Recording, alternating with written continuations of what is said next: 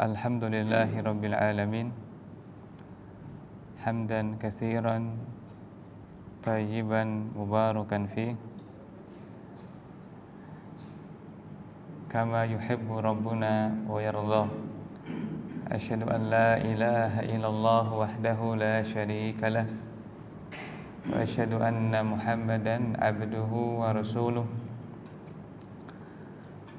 Salawatuhu wa salamuhu alaihi wa ala alihi wa sahbihi wa man sara ala nahjihi ila yaumiddin, amma ba'd.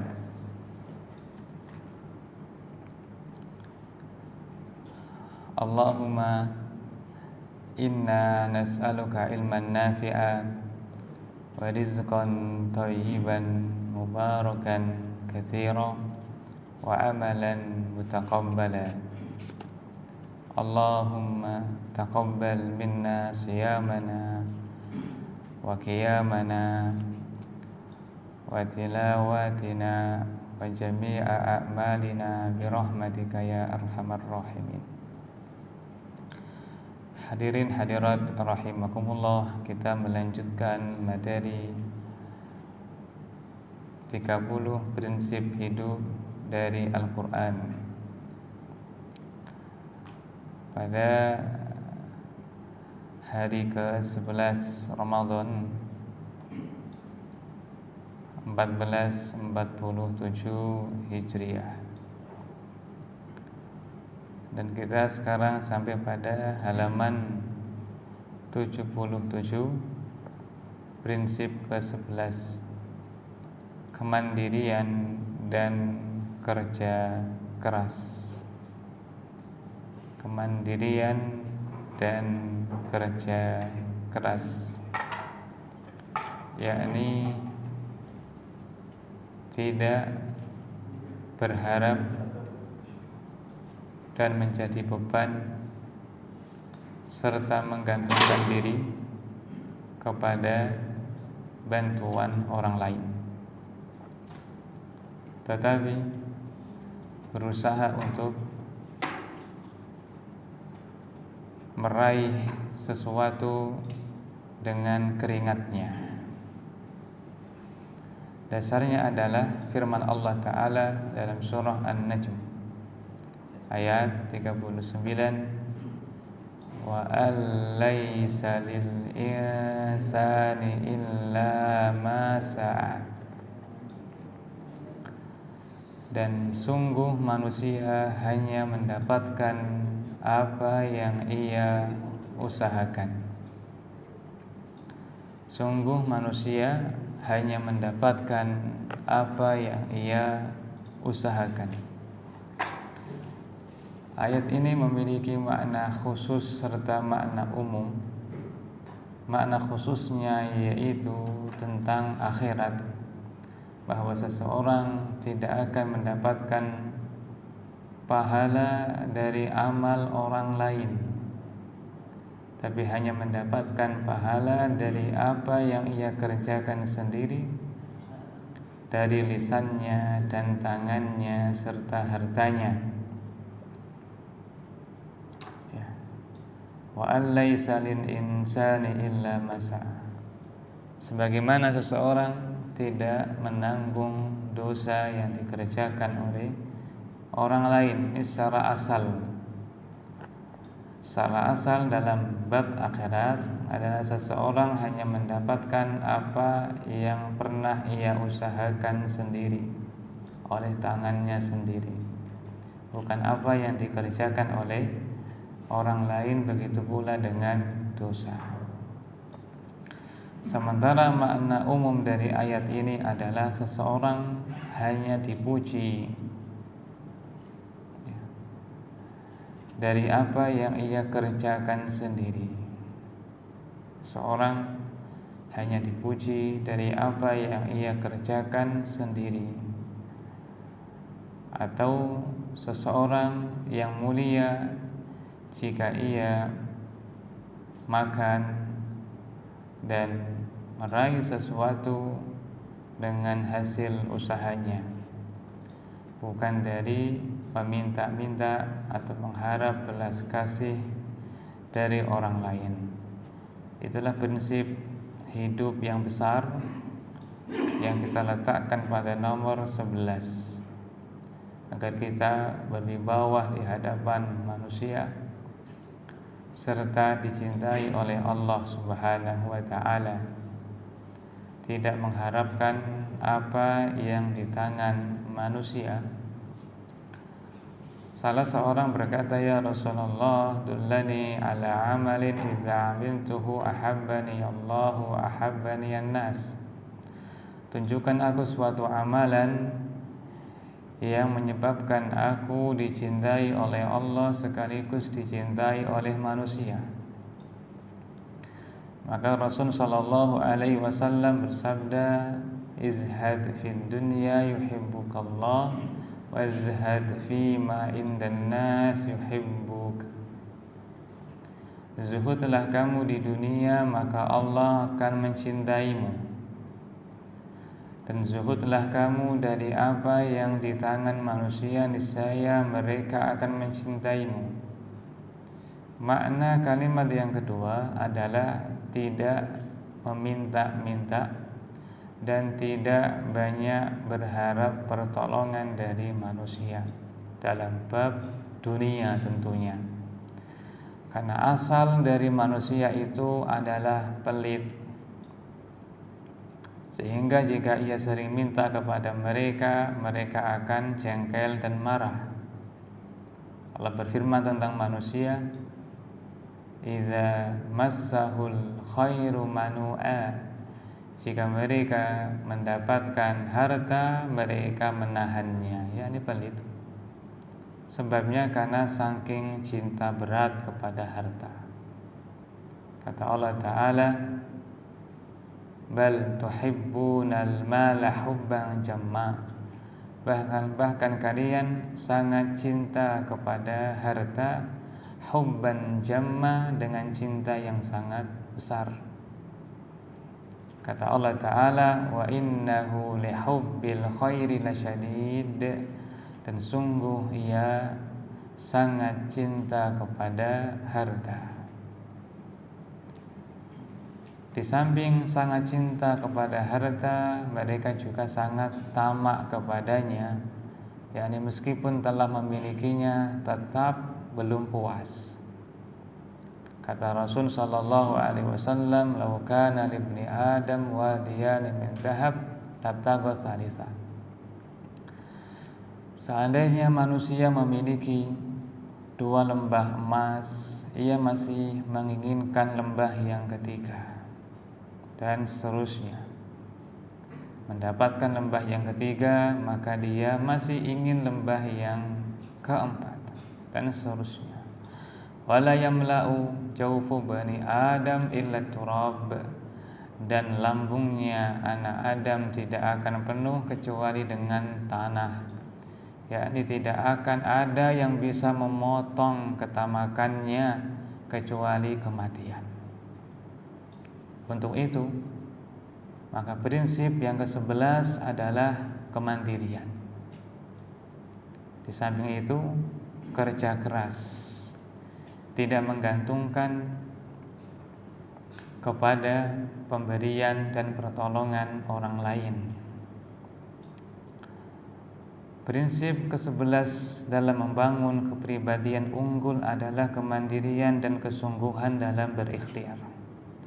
Seorang pribadi yang unggul tidak menggantungkan nasibnya pada belas kasihan orang lain atau mengharapkan hasil instan tanpa keringat. Ayat ini menegaskan sebuah kaidah keadilan ilahiyah, bahwa hasil yang didapatkan oleh seseorang baik di dunia maupun di akhirat berbanding lurus dengan kadar kesungguhan usahanya setelah takdir Allah tentunya. Kemandirian itu melahirkan kehormatan diri, sedangkan kemalasan hanya melahirkan kehinaan.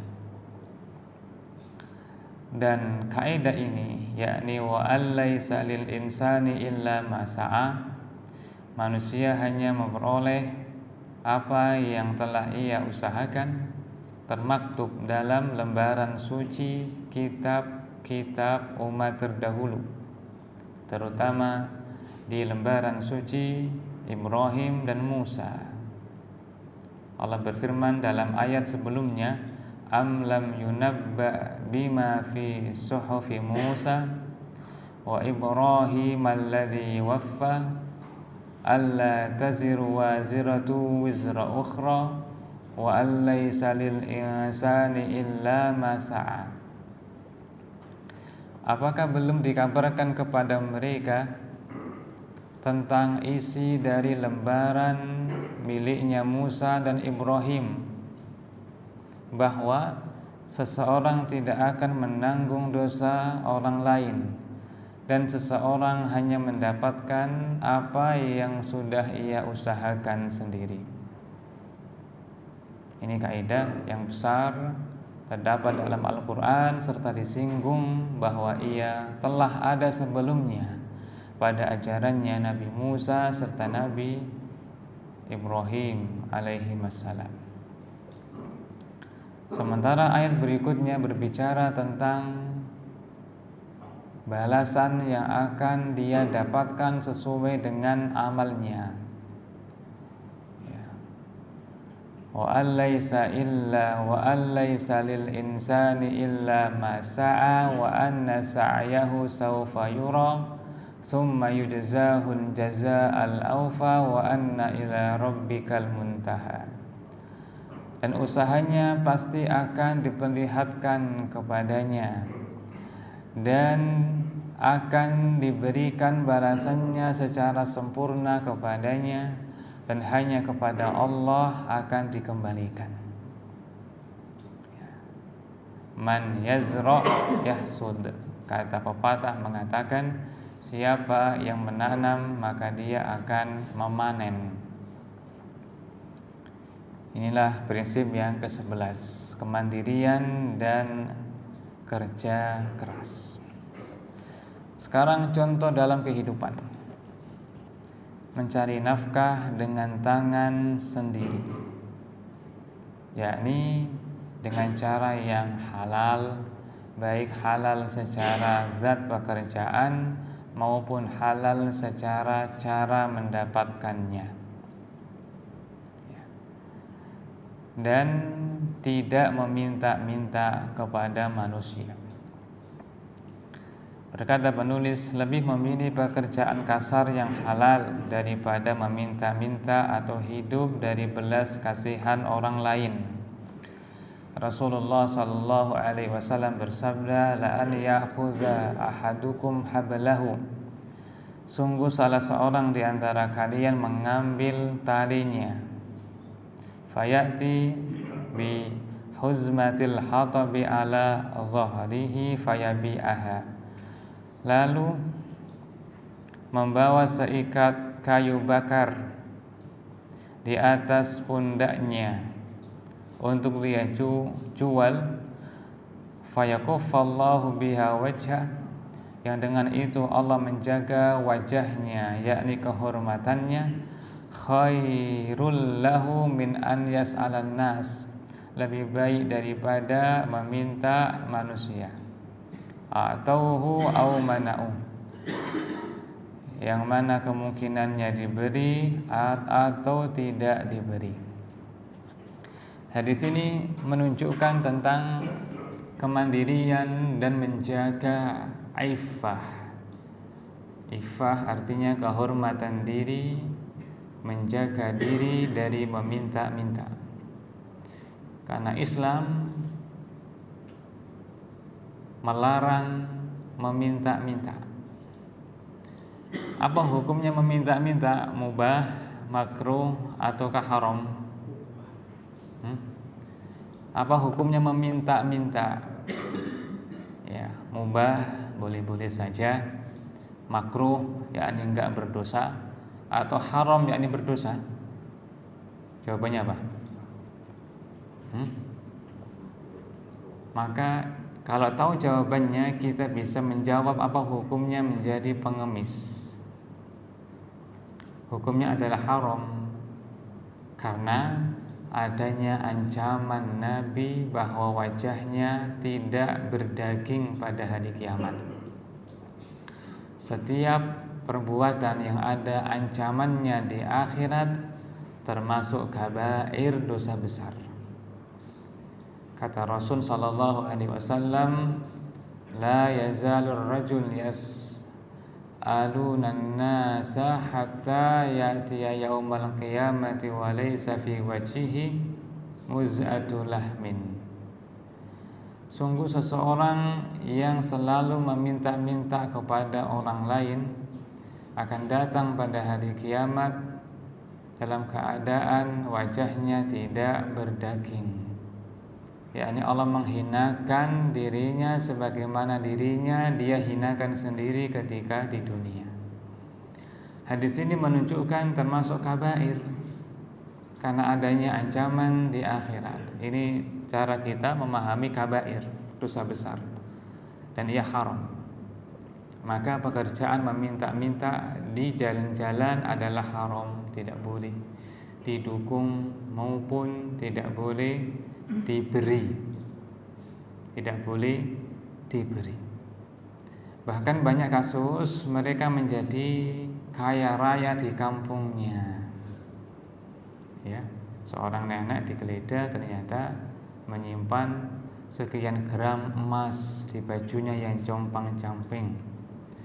Seorang pengemis diinterogasi, ternyata dia memiliki sawah banyak di kampungnya dari hasil meminta-minta dan berhasil menyekolahkan 2 anaknya ke kedokteran. Ini dari mengamin, meminta-minta. Hukumnya haram, tidak boleh, karena menghinakan dirinya yang telah Allah muliakan dengan iman, dengan Islam. Orang Islam itu mulia, maka tidak boleh menghinakan diri. Wala tahinu wala tahzanu wa antumul a'laun in kuntum mu'minin.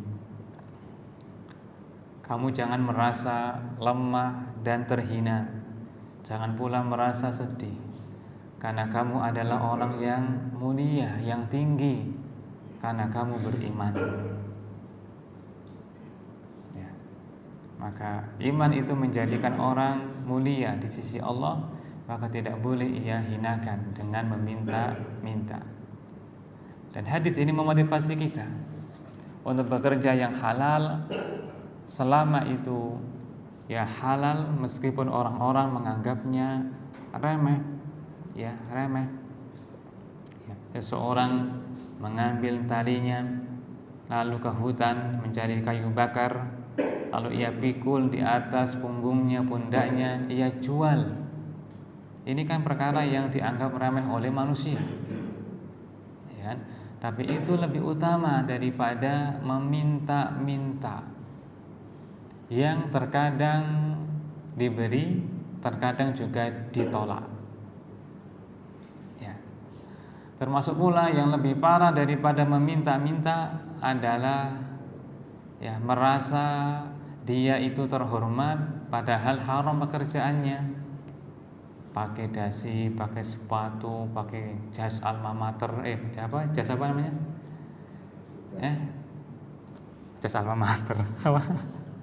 Jas itu loh, jas yang kemeja ya. Jas yang hitam itu loh. Yang merasa terhormat padahal itu haram. Ya, haram. Orang-orang merasa bangga ketika anaknya kerja di tempat demikian, padahal itu haram. Ya. Fa'zanu biharbim minallahi wa rasulih. Umumkan perang dari Allah dan Rasulnya. Diajak perang oleh Allah dan Rasulnya. Ini malah mentereng merasa dia itu berwibawa dan terhormat padahal ya di tempat yang haram. Ada pula seseorang yang merintis usaha dari bawah sampai besar, banyak karyawannya, merasa terhormat padahal jualan gitar, alat musik. Itu haram, zatnya haram. Berkata Syafi'i rahimahullah, seandainya ada seseorang yang merusak alat musik orang lain, maka tidak wajib menggantinya, karena haram. Beda kalau mematahkan sepeda motor orang, maka mengganti wajib, domin. karena dia barang yang halal. Jual belikan ini, jual beli gitar, jual beli piano, jual beli ma'azif, alat musik. Wa minan nasi may yashtari lahwal hadis liyudilla an sabilillah. Di antara manusia ada yang menjual lahwal hadis untuk menyesatkan manusia dari jalan Allah. Tafsirnya versi Ibnu Mas'ud radhiyallahu an adalah al-ma'azif, alat-alat musik. Ya, buka kursus musik, pendapatannya tinggi, banyak, terhormat di masyarakat, tapi itu sebenarnya bukanlah terhormat secara syar'i. Lebih terhormat orang ini membawa tali, mencari kayu bakar di hutan, dia pikul di pundaknya, dia jual di pasar. Lebih terhormat, halal, ya, dan bermanfaat bagi manusia. Bermanfaat bagi manusia. Ini orang beriman. Ya. Karena harta itu berat pertanggungjawabannya. Ya. Di antara empat pertanyaan pada hari kiamat, yaitu pertanyaan tentang usia, masa muda, ilmu, dan harta. Ternyata harta itu pertanyaannya dua, yaitu min aina iktasabah wa fima anfaqah. Dari mana kamu dapatkan dan kemana kamu belanjakan. Dari mana kamu dapatkan, yakni dua, apakah zatnya yang kamu dapatkan itu halal, jual belinya, jual beli beras halal, jual beli khamr haram, atau halal tapi caranya haram, contoh jual beli beras tapi menipu, jual beli kurma tapi ribawi, contoh ditunda pembelian uangnya. Kurma termasuk komoditas ribawi, maka jika ingin membeli kurma harus cash, tidak boleh tertunda pembayarannya karena masuk kategori ribawi. Ya, kurma, garam, kemudian gandum itu adalah komoditas ribawi, harus cash, tidak boleh tertunda. Nah, berikutnya menjaga harga diri dengan tidak meminta-minta, iffah. Iffah artinya menjaga diri, atau afif adalah orangnya, afaf adalah perbuatannya atau sifatnya. Meskipun dalam kondisi kekurangan, ia berusaha menutupi kebutuhannya dan tetap bekerja agar tidak membebani orang lain. Tetap berusaha semampunya dan tetap bekerja semampunya, sedapatnya, agar tidak membebani orang lain. Ya, seorang laki-laki yang telah menikah maka tidak membebani orang tuanya.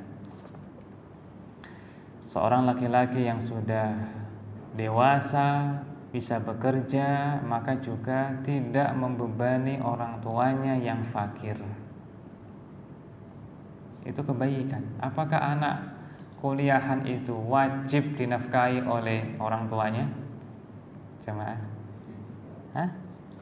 wajib apa tidak? Laki-laki loh ya, tidak wajib. Tidak wajib. Orang tua hanya wajib memberikan nafkah sampai dia balik dan mampu bekerja. Dan anak kuliah mampu bekerja. Bekerja apa? Jualan. Jualan apa? Jualan pulsa, jualan buku, jualan makanan, bisa. Bedakan antara kemampuan dengan kemauan. Banyak orang mampu tapi tidak mau, gitu ya. Banyak orang mampu tapi tidak mau. Maka jika orang tua masih memberikan uang bulanan dan memberikan biaya perkuliahan, maka anak wajib berterima kasih kepada orang tua. Wajib berterima kasih kepada orang tua karena orang tua telah memberikan ya sesuatu yang tidak wajib untuknya. Bukan malah menuntut. Ya, anak-anak menuntut. Bahkan seorang anak menuntut minta dibelikan mobil oleh orang tuanya ketika masih kuliah. Kata dia, kan itu kewajiban orang tua. Teman saya, ya. Kewajiban orang tua ini keliru, ya, nggak benar. Nah, menjaga diri dari tidak meminta-minta. Tapi kalau wanita, maka mereka mazmun, ditanggung dari lahir sampai mati. Itu wanita, beda dengan laki-laki. Wanita masih kecil nafkahi orang tuanya. Ketika telah menikah dinafkahi oleh suaminya. Suaminya mati dinafkahi oleh putranya. Putranya nggak mampu kembali kepada orang tuanya. Nggak mampu orang tuanya nafkahi oleh saudaranya. Tak mampu saudaranya nafkahi oleh oleh siapa jemaah? Oleh keponakannya. Jika tidak mampu keponakannya, maka dinafkahi oleh pamannya. Maaf ya, paman dulu baru bukan deh, keponakan baru paman, karena keponakan itu lebih dekat daripada paman dalam warisan. Kalau semuanya tidak mampu, maka diambilkan dari baitul mal. Jika tidak ada yang peduli, maka laki-laki pemberani menikahinya untuk memberikan nafkah kepadanya. Ini wanita. Ya. Tapi kalau laki-laki, mereka punya ifah, menjaga diri dari meminta-minta. Allah berfirman, yahsabuhumul jahilu aghniya aminat ta'affuf. Orang yang tidak tahu mengira ya dia orang kaya karena ifah, menjaga diri dari meminta-minta. Maka turunan dari menjaga ifah adalah tidak curhat tentang kekurangan dirinya. Termasuk prinsip hidup dari turunan ini adalah tidak banyak cerita tentang problematika kehidupannya. Ya, kadang ada orang datang kepada temannya yang dia bicarakan adalah kekurangan, masalah dapurnya, masalah kesehatannya, pokoknya masalah yang negatif terus. Ini kurang menjaga wibawa dirinya. Adanya orang ketika bertemu dengan temannya itu hanya menyampaikan yang baik-baik saja. Nikmat yang Allah berikan kepadanya itu ia ceritakan. Wa amma bi ni'mati rabbika fahaddits. Maka terhadap nikmat Rabbu maka ceritakan yang itu aja. Dikasih Allah kesehatan pada matanya, dikasih anak yang juara, ceritakan ya pekerjaannya atau memiliki pekerjaan, ceritakan. Jangan ceritakan gajinya yang sedikit, jangan. Itu bagian dari ifah, menjaga diri. Ya sabuhumul aghniya aminat ta'affuf. Orang yang jahil, ini orang yang tidak mengetahui hal ihwalnya, mengira dia orang mapan karena ifah, menjaga diri dari meminta-minta serta menampakkan kekurangan. Dan itu juga bagian dari taat adab kepada Allah. Adab kepada Allah. Bahkan itu diantara sebab Allah Ta'ala memberikan tambahan nikmat kepadanya. Itulah syukur. La in syakartum la azidannakum. Jika engkau bersyukur, maka aku akan tambahkan nikmatku kepadamu. Untuk syukur adalah memuji Allah atas nikmatnya. Dia fokus pada nikmat, bukan fokus pada musibah. Itu orang yang bersyukur. Orang yang bersyukur itu sama dengan orang yang sabar pahalanya.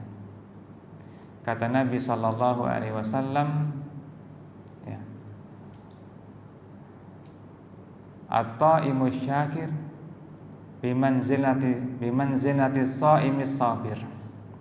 Orang yang makan dengan bersyukur seperti orang yang berpuasa dengan sabar. Ya. Iffah. Kalau bertanya bagaimana caranya agar kita memiliki sifat iffah, cara yang paling pokok adalah berdoa. Karena manusia itu lemah kemauannya, lemah tekadnya, lemah fisiknya, maka dia banyak meminta kepada Allah. Maka di antara doa Nabi SAW adalah meminta iffah. Allahumma inni, ada yang hafal enggak doanya? Meminta kepada Allah iffah, yang artinya, ya Allah, aku meminta kepadamu petunjuk, ketakwaan, iffah dan kecukupan. Apa doanya? Allahumma inni as'alukal huda wat tuqa wal afafa wal ghina. Ya Allah, aku memohon kepadamu petunjuk, yakni ilmu dan amal, ketakwaan, yakni beramal shalih. Ya, berarti petunjuk berupa ilmu, ketakwaan yakni amal shalih, wal afafa, iffah, menjaga diri dari meminta-minta, wal ghina, serta kaya, yakni kaya hati. Kaya hati sinonim dari qanaah, yaitu merasa puas atas pemberian Allah, karena itu sumber kekayaan hakiki. Karena orang yang banyak hartanya tidak menjamin dia merasa kaya. Kadang masih merasa miskin. Ya, gajinya 10 juta, kendaraannya ada, rumahnya ada, tapi merasa kurang. Karena tidak memiliki kekayaan inti, yaitu qanaah, merasa puas atas pemberian Allah. Itulah qanaah. Laisal ghina an kasratil ardi walakinnal ghina ghinan nafsi. Bukanlah kaya itu banyak harta, tapi kaya adalah kaya hati, yakni qanaah tadi dalam doa tadi. Allahumma inni as'alukal huda wat tuqa wal afafa wal ghina. Ya Allah, aku memohon kepadamu petunjuk, ketakwaan, iffah dan kekayaan hati. Ghina, yakni ghinan nafsi. Nah, berikutnya, sungguh-sungguh dalam menekuni keahlian. Ya, ini bagian dari turunan ya. Ketika orang berusaha mandiri, maka dia perlu berusaha mengupgrade skillnya, kemampuannya, agar lebih profesional dan lebih maksimal dalam bekerja. Orang yang bekerja ada dua, satu menggunakan ototnya, yang kedua menggunakan otaknya. Ya, maka manfaatkan otak, yakni skill, kemampuan, ya, meskipun sedikit kerja fisiknya, itu lebih utama, ya, lebih utama. Berusaha menjadi ahli di bidangnya agar karyanya bernilai tinggi dan bermanfaat bagi umat. Rasulullah Shallallahu Alaihi Wasallam bersabda, ihris ala ma yanfa'uk wasta'in billahi wala ta'jiz. Artinya bersungguh-sungguhlah dalam hal yang bermanfaat bagimu, dan mintalah tolong kepada Allah dan jangan lemah. Lemah ada dua, yakni lemah fisik dan lemah jiwa. Lemah jiwa adalah malas. Lemah jiwa adalah malas. Ihris, tamaklah, bersemangatlah, bersungguh-sungguhlah atas apa yang bermanfaat bagimu, yakni dalam urusan pekerjaan maupun ibadah. Kita disuruh sungguh-sungguh. Apakah orang bekerja itu bagian dari perintah agama yang terpuji? Ada yang terpuji, ada yang tercela. Yang terpuji jika satu, pekerjaan itu merupakan sumber nafkah pokok keluarga, maka terpuji. Yang kedua, ya, melebihi dari pokok tadi, tapi dia niatkan untuk akhirat. Contoh untuk umroh, untuk zakat, untuk sedekah, untuk jariyah bangunan, jariyah wakaf mushaf, membantu kerabat yang bukan tanggungannya, mulia. Maka tidak setiap orang yang sibuk bekerja tercela. Ya, tergantung niatnya. Maka tugas kita adalah apa jamaah? Mengingatkan niatnya.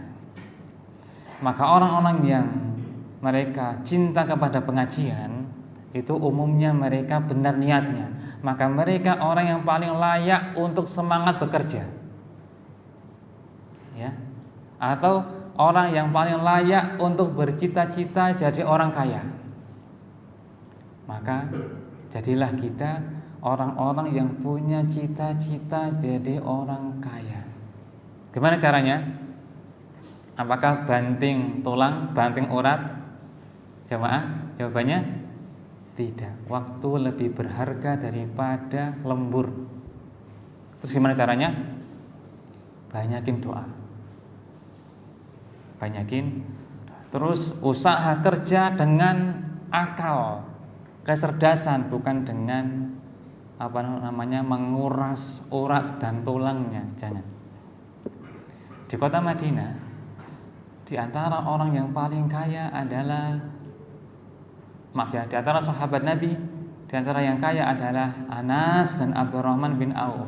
Apa sebabnya? Doa Nabi sallallahu alaihi wasallam. Barakallahu fi tijaratik. Semoga Allah memberkahi daganganmu. Semoga Allah memberkahi hartamu wahai Abdurrahman bin Auf. Ya. Tentang Anas Allah mendoakannya, ya Allah, perbanyaklah anaknya serta hartanya serta berkahilah apapun yang engkau berikan kepadanya, panjangkan usianya dalam ketaatan kepadamu, perbaguslah amalnya serta ampuni dosanya. Kata Anas ketika sudah lansia, sungguh orang-orang menghitung anakku, auladi wa aulada auladi, serta anak-anak dari anakku, yakni cucu-cucuku, mencapai 100 orang. Kata Ibnu Abi Mulaika bahwa kebunnya Anas itu dalam setahun panen 2 kali, sementara orang-orang cuma sekali. Dari mana jamaah? Apakah dari banting tulang? Bukan. Dari mana jamaah? Doa. Maka orang tua gemarlah mendoakan anaknya agar diberi oleh Allah banyak harta. Tapi nggak cukup, banyak harta yang diberkahi. Ini harus ada tambahan, diberkahi. Allahumma aktsir mala auladi wa waladahum wa barik lahum fima razaqtahum. Ya Allah, perbanyaklah harta anak-anakku serta keturunan mereka, terberkahi apapun yang engkau berikan kepada mereka. Itu terpuji jamaah, gak tercela. Andai kan tercela, Nabi tidak akan mendoakan Anas dengan doa tersebut. Ya, tidak mengapa. Ya. Karena anak kita didik di atas sunnah, mereka ngerti gimana cara mengalokasikan harta. Nah, ihris ala ma yanfa'uk. Bersemangatlah kamu dalam apa yang bermanfaat bagimu. Wasta'in billah, minta tolonglah kepada Allah dengan apa? Doa tadi. Dengan doa. Jangankan ibadah. Maaf ya, jangankan pekerjaan, ibadah pun kita diperintahkan untuk meminta tolong kepada Allah. Iyyaka na'budu wa iyyaka nasta'in. Hanya kepadamu kami beribadah, serta hanya kepadamu kami meminta tolong. Yani minta tolong dalam beribadah tadi. Ya. Maka jangan bekerja hanya menggunakan modal gelar, modal uang atau modal uang ya, atau mungkin menggunakan atau lebih percaya kepada jaringan, kepada lebih awal buka lapak, tidak. Tapi perbanyaklah doa, kemudian bekerjalah dengan totalitas tapi tidak banting tulang. Banting tulang hanya untuk majelis ilmu dan ibadah. Karena waktu lebih berharga daripada emas. Tiap menitnya ini menentukan nasib kita di akhirat. Maka jangan dihabiskan waktu untuk lembur dan bekerja. Di samping rizki, kekayaan sudah Allah tetapkan. Kalau orang paham bahwasanya sebelum dia lahir sudah Allah tulis rizkinya sekian beserta ajalnya. Ketika ia telah berusia 120 hari alias 4 bulan, Allah mengirim malaikat untuk menulis jatah rizkinya.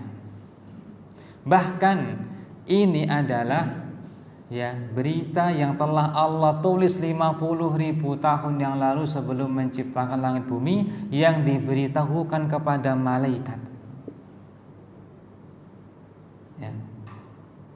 Inna Jibril qad nafasa fi rawi anna nafsa lan tamuta hatta tastakmila rizqaha.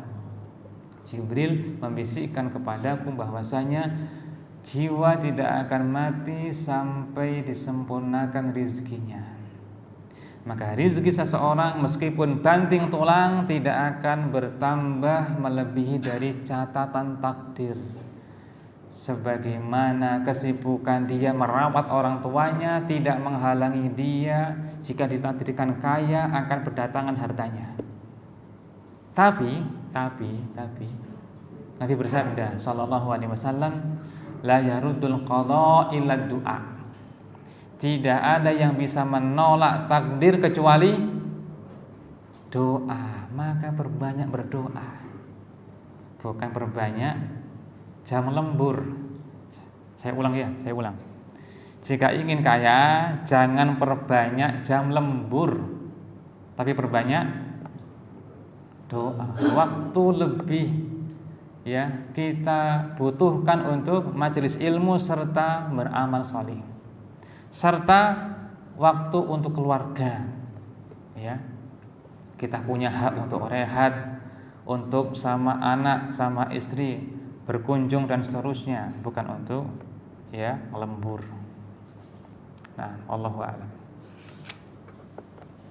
Baik, berikutnya menolak mentalitas aji mumpung atau mengandalkan koneksi, yakni memilih untuk membuktikan kualitas diri melalui kerja nyata daripada mencari jalan pintas melalui bantuan orang dalam yang tidak dibenarkan. Allah berfirman, fa iza azamta fatawakkal 'ala Allah.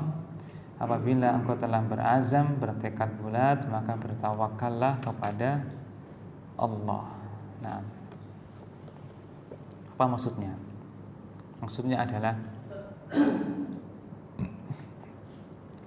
menghindari jalan pintas yang tidak dibenarkan di dalam meraih harta, di dalam meraih sesuatu. Karena Allah larang tidak aji mumpung ada koneksi, mumpung ada jaringan, ada kesempatan, tapi terlarang. Maka jangan. Tapi raihlah itu dengan kemandirian dan kesiapan diri sendiri serta skill pribadi. Jika dilanggar maka terjadilah KKN, korupsi, kolusi, dan nepotisme. Korupsi adalah penyalahgunaan kekuasaan untuk mendapatkan kepentingan pribadi. Dana desa bocor untuk kantong pribadi. Namanya apa nih? korupsi. Kalau kolusi yakni kerjasama untuk meraih sesuatu ya dengan memanfaatkan jabatan. Contoh bermain proyek tender, ya kan? Sudah presentasi banyak yang calonnya tapi sudah dikong kali kong sama temannya itu. Nanti kamu yang menang. Namanya kolusi. Haram.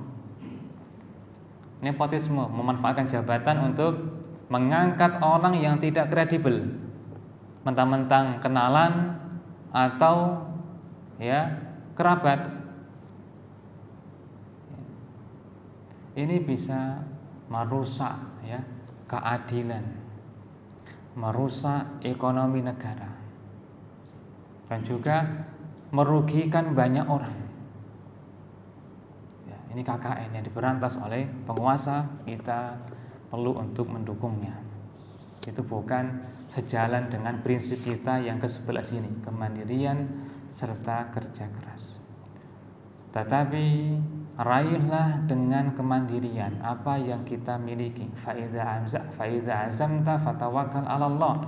Jika engkau memiliki azam, tekad yang kuat, maka majulah, kerjakanlah semampu kamu dengan cara yang lurus dan bertawakallah kepada Allah. Artinya pasrahlah hasilnya itu yang terbaik darimu ya, dari Allah Subhanahu wa taala.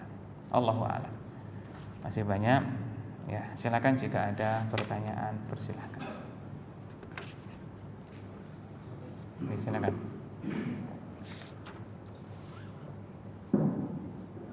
Terkait dengan meminta-minta, baru gratis saja.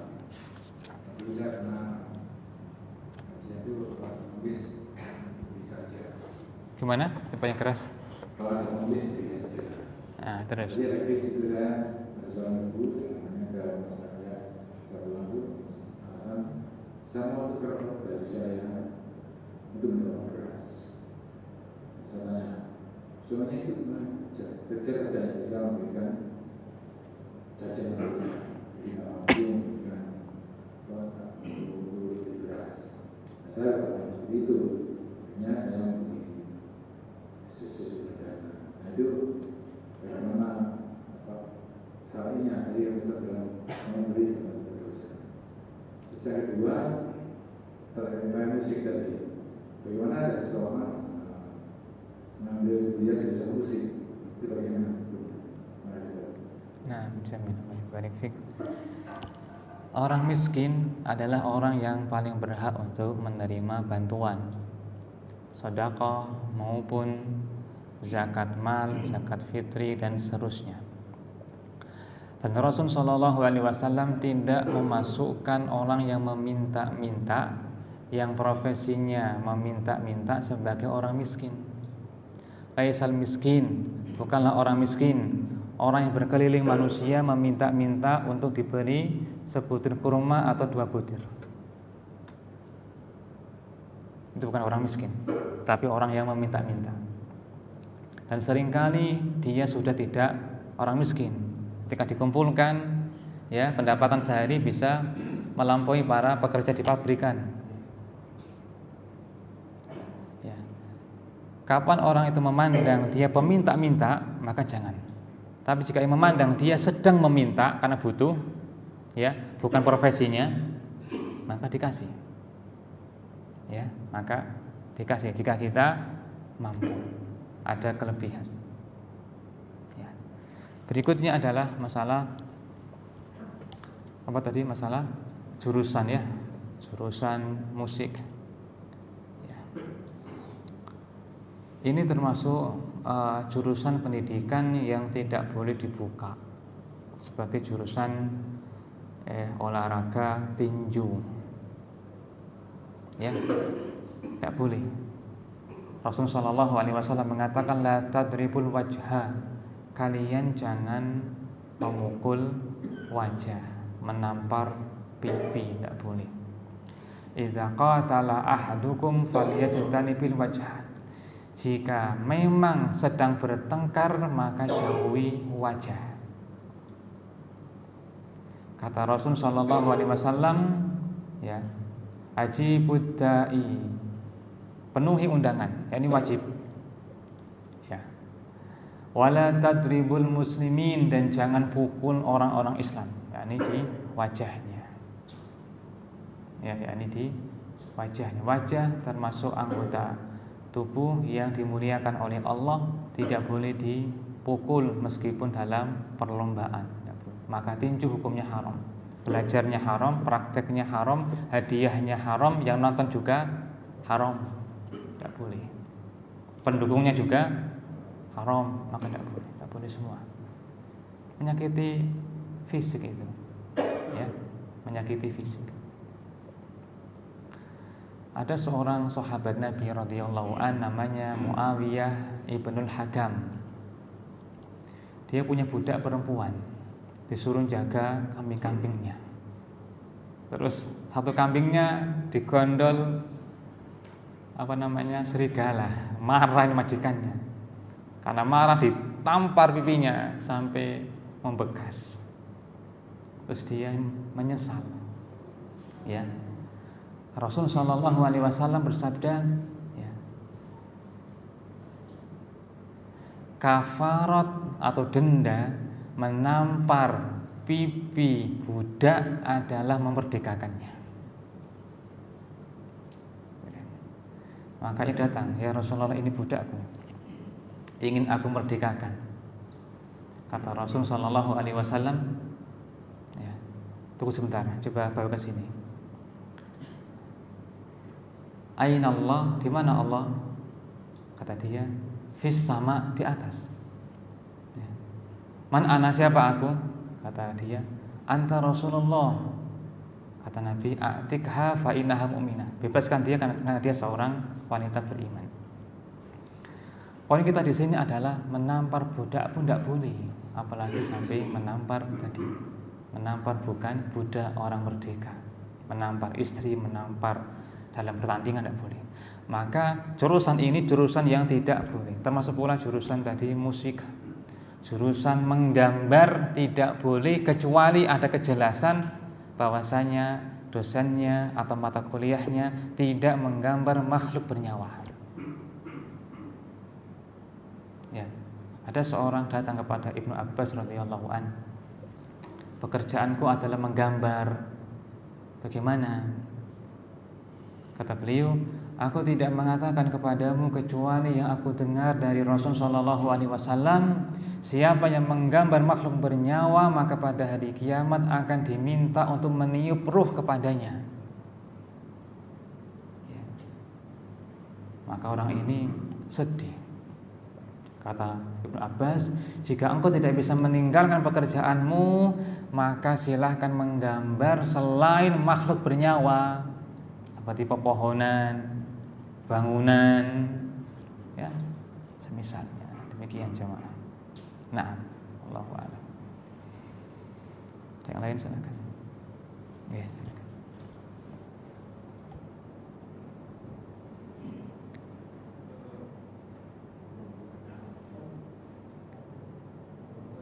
Kalau misalkan pada saat kita mendapat pekerjaan itu tidak secara objektif, artinya melalui proses dikriminal kita itu pada karena kita nyokok misalkan terus biar masuk ke instansi tersebut, kemudian hukumnya gimana? Yang pasti kan untuk nyokok ini kan hukumnya haram. Tapi saya pernah mendengar suatu kajian kalau selama yang bersangkutan itu kompetensinya memang mampu untuk lawan tersebut, dianggap gaji tiap bulannya itu bukan gaji haram. Artinya sekarangnya hanya pada saat dosanya itu pada saat yang bersangkutan nyokot di awal. Tapi gaji yang tiap bulan dia terima itu tidak ada masalah selama yang bersangkutan bisa melakukan pekerjaan itu. Apakah seperti itu benar atau gimana? Nah, Syekh bin Baz rahimahullah ditanya tentang seseorang yang curang dalam mendapatkan ijazah. Lalu dia gunakan ijazah itu untuk melamar pekerjaan. Apakah gaji dia haram? Kata beliau rahimahullah, ya, gaji dia halal selama dia bekerja sesuai dengan skillnya, kemampuannya. Yang haram adalah dia curang dalam mendapatkan ijazah. Nah, Allahu a'lam. Silakan. Tadi masalah wajah ya, wajah. Bagaimana dengan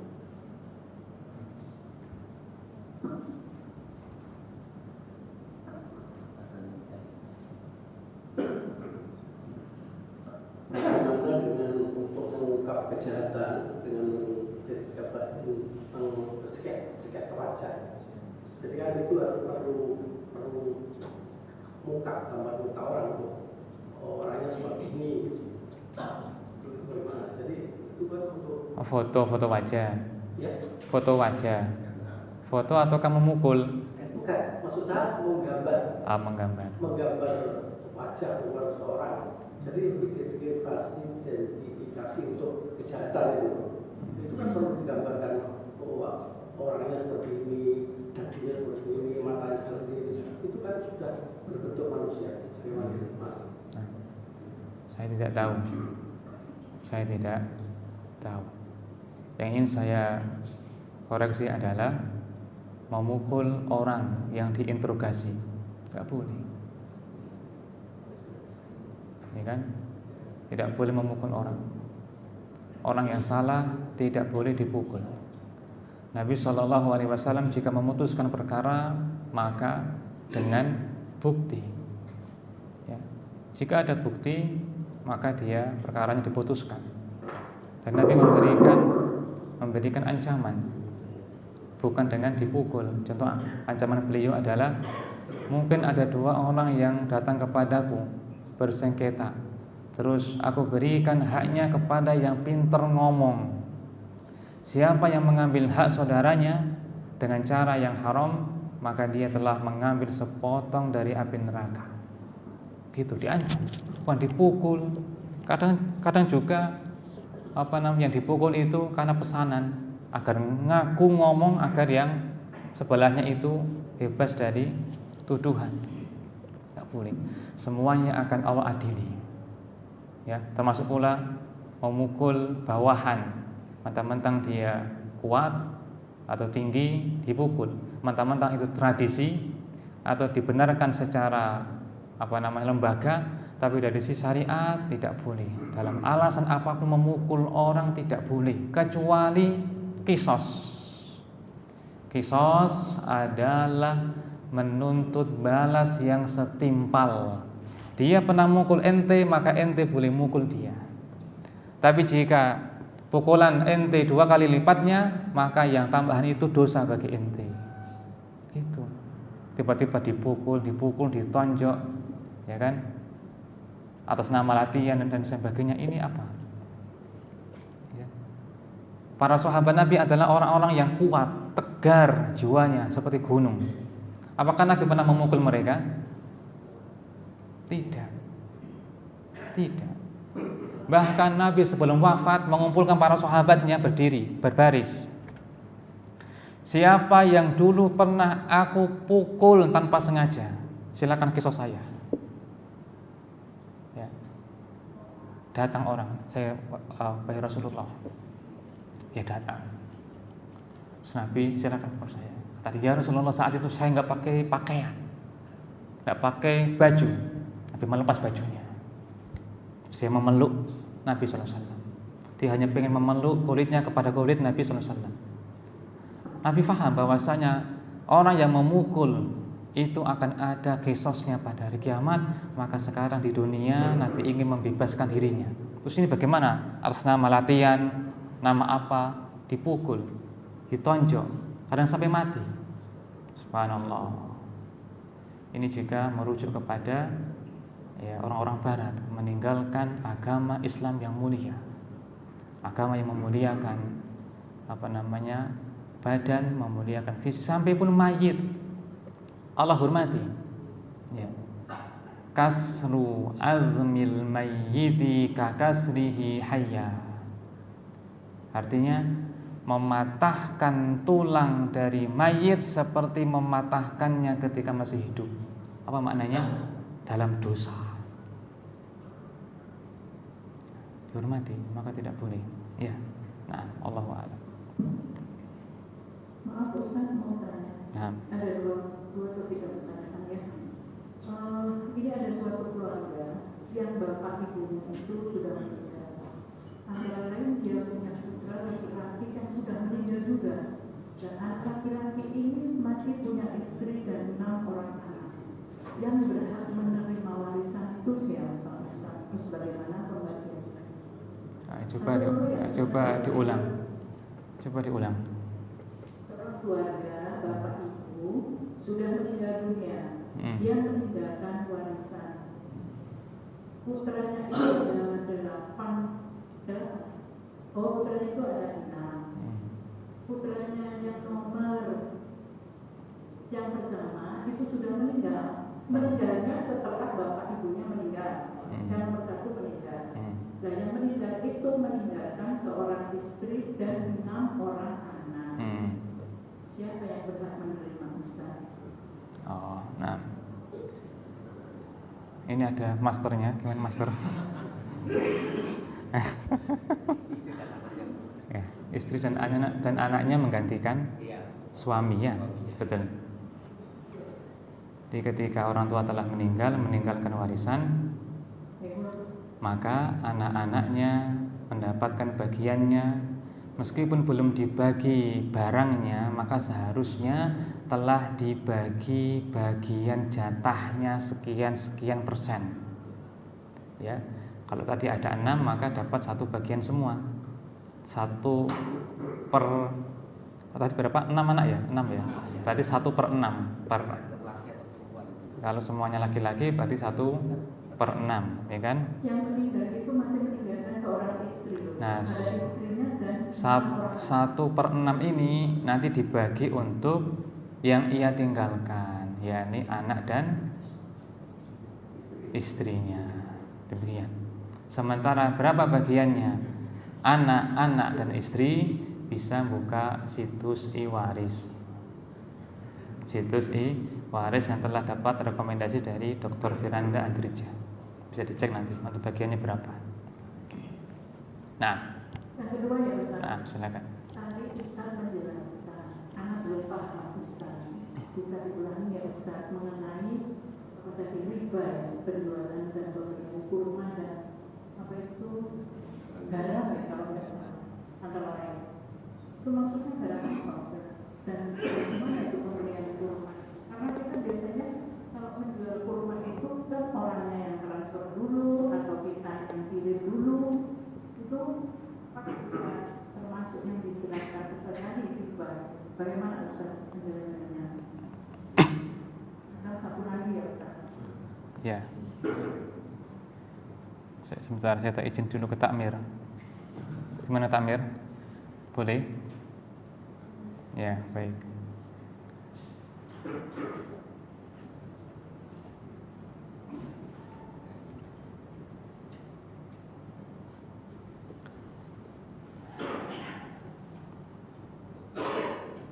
Ada ungkapan komoditi riba, barang-barang ribawi, yaitu emas, perak, bur, ini gandum, syair, jenis gandum, tamar, kurma, milah, garam. Ini namanya komoditi ribawi, emas, perak, bur, syair, tamar, dan milah. Ya, emas, perak, ya, gandum halus, gandum kasar, kurma, dan garam. Jika dibeli maka tidak boleh kredit, harus tunai, artinya ya dan biadin, serah terima langsung. Jika ada tempo maka jatuh riba nasi'ah. Riba karena ada penundaan pembayaran. Itu maksudnya. Jelas? Terus solusinya bagaimana, Ustaz? Kita kan jualan Solusinya bisa COD. COD adalah termasuk kontan karena kurir itu sebagai wakil dari penjual. Wakil itu boleh. COD termasuk jual beli kontan, yadan biyadin. Nah, kalau pakai kurir itu uangnya dikasihkan kurirnya gitu, Ustaz. Iya, COD kan? COD apa itu? Cash on delivery. Ya. Maksudnya garam itu garam apa? Garam dapur, garam Garam apa ya? Garam dapur lah mungkin. Yang saya tahu garam itu untuk dapur. Ya. Satu lagi ya, Ustaz. Oke, silakan. Tadi Ustaz mengatakan bahwa kita tidak boleh menggambar hewan yang bernyawa, makhluk maksudnya. Bagaimana caranya kita mengenalkan kepada anak-anak cucu ya, kalau anak itu binatang ayam atau itu harimau atau apa ya tidak melulu dengan pemandangan dan pohon gitu. Kadang-kadang kan seperti ini hewan-hewan itu dikenalkan gitu, Ustaz. Terus kita biasanya juga mewarnai itu. Nah, mewarnai itu kan kita harus beli bukunya yang gambar-gambarnya hewan, Ustaz. Solusinya bagaimana, Ustaz? Baik. Solusi yang pertama mengajak mereka ke KBS, Kebun Binatang Surabaya. Solusi yang kedua adalah bagi anak-anak ada rukhsah, ada keringanan untuk gambar. Untuk anak-anak ada keringanan, ini anak-anak yang belum balik untuk belajar atau untuk bermain maka diperbolehkan. Yang ketiga, tidak termasuk larangan adalah foto asli, bukan dari gambar tangan. Jepret, pakai kamera atau video itu boleh. Menurut pendapat yang dikuatkan oleh para ulama di Arab Saudi seperti Syekh Fauzan, Syekh Abdul Muhsin dan lain sebagainya, bahwasanya jepretan foto itu boleh karena dikiaskan dengan cermin. Bercermin dengan kaca, bercermin dengan air itu boleh. Ya. Berikutnya bahwasanya makhluk bernyawa jika lehernya sudah terputus maka telah hilang larangannya. Atau kepalanya tidak ada fitur muka, tidak ada matanya, tidak ada hidungnya, tidak ada mulutnya. Apakah ada manusia tanpa hidung? Nggak ada. Itu boleh. Banyak solusi. Nah, demikian, semoga bermanfaat. Allahumma shalli wa sallim ala nabiyina Muhammad wa fiikum barakallah. Wassalamualaikum warahmatullahi wabarakatuh.